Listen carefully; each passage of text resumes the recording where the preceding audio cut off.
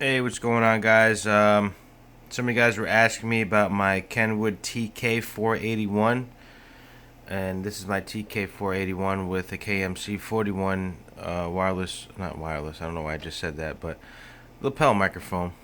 So that's that right there. So I used to use this radio when I was a security officer in the state of New Mexico. I had this. I had about 4 or 5 of them. And then when I separated from that security agency, I actually still had them activated. I had them activated through the same company we had used. It's called MCS Communications in Albuquerque, New Mexico. And I had them activate several of these radios, and I would communicate with my friends across the city. And it was kind of cool. I was interested in it. They charged $18 per radio per month, so it kind of added up a lot. And at the time, I wasn't aware or I didn't. The thought of building my own repeater didn't really cross my mind. That's what I'm working on right now, building a UHF repeater. I have Motorola XTS 3000s that I'm going to be using for that with my GMRS license. There's another video about that. But this video is about this Kenwood TK-481.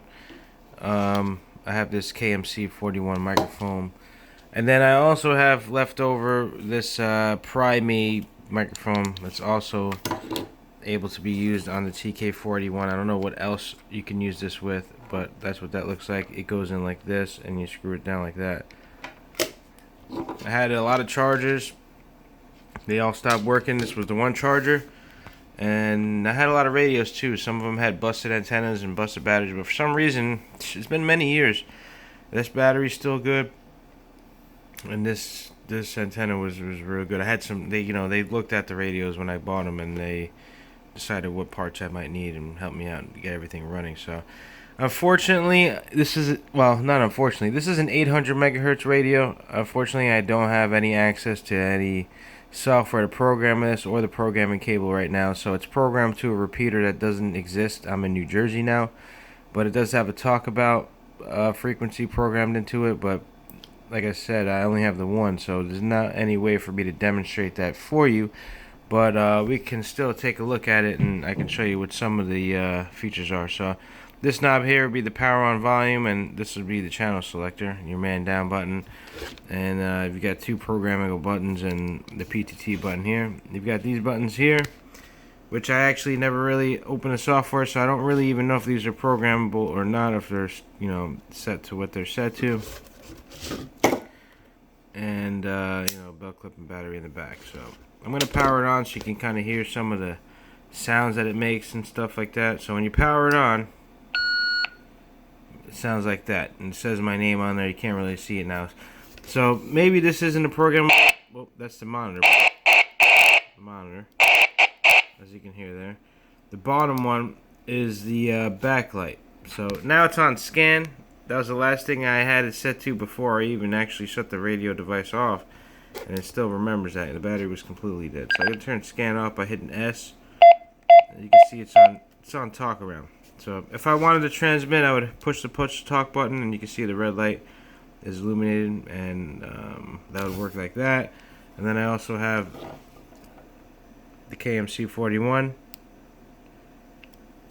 and you can see the red light in the back whenever I put the talk button on here, that it is transmitting. What's weird about it is this must be programmed to the button up here, which must not do anything. The man down button appears to be not programmed. Let me try that out. Let's see if I can do this with one hand. Well, we wouldn't know whether it's transmitting a man down signal or not.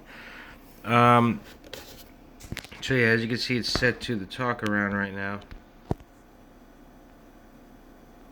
We don't need all that going on. Yeah, talk around. Monitor. Go down to the backlight.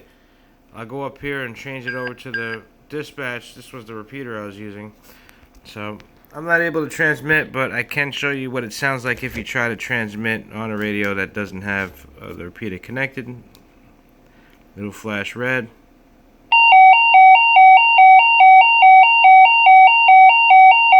It kind of does like that.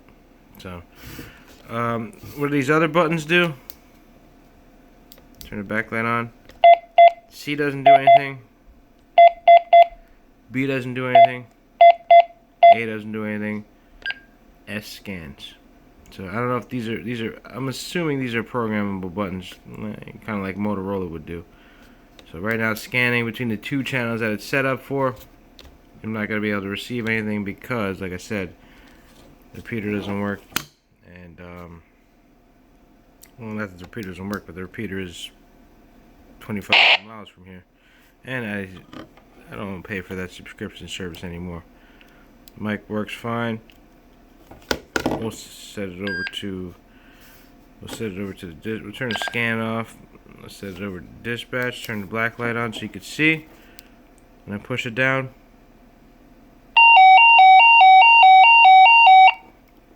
So that's what the Kenwood TK-481 sounds like when you don't have a repeater that's set up for it. This one's 800 megahertz. I was gonna sell it, but I think I'm gonna keep it part of my collection. I looked online, I couldn't find anything about the TK-481, so that's why I'm making this video. So that's the TK-481, guys. And I got this one and the Primey. So, alright guys, we'll see you next time. I'm building a UHF repeater system pretty soon. So if you're into UHF, I'm just showing you my collection. This is part of my collection. I have it. I'm really going to be getting into UHF radio. It's what I use at my work. And oh, someone's trying to communicate.